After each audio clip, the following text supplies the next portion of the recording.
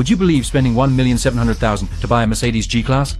The car door is severely deformed, the A-pillar is heavily damaged, the roof is also bent, and all the airbags inside have deployed. This is just a test drive car that has only been driven a few thousand kilometers. The first time the big brother test drove it, the G-Class flipped over. We decided to use only a budget of several tens of thousands to take it from this to this, and finally refurbish it to this. Later, we'll explain to everyone why the G500 is so expensive. The door frame is severely deformed. Next, dismantle the interior.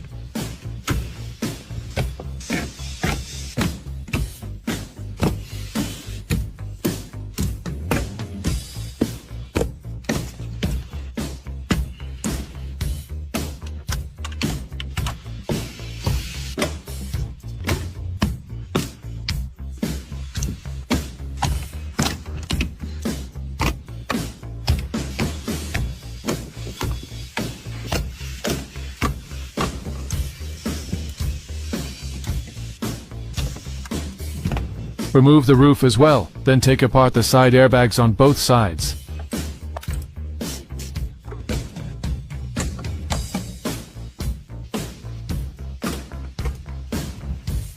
The side curtain airbag is completed, and the car door components need to be removed. Next, once the exterior parts are removed, we can proceed to the bodywork.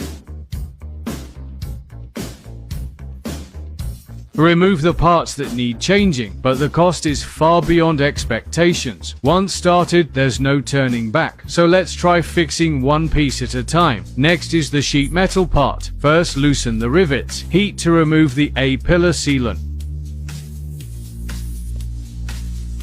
After derusting, the rivets inside also need to be loosened.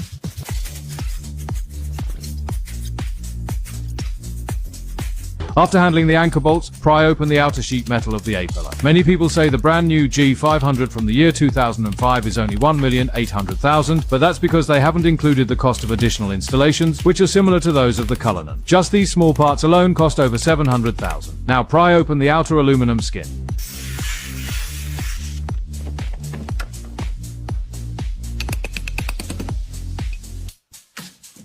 After prying it open, the old hand was dumbfounded. As expected of the Big G, this A-pillar is really solid. Remove the sealant and take off the outer sheet metal of the A-pillar.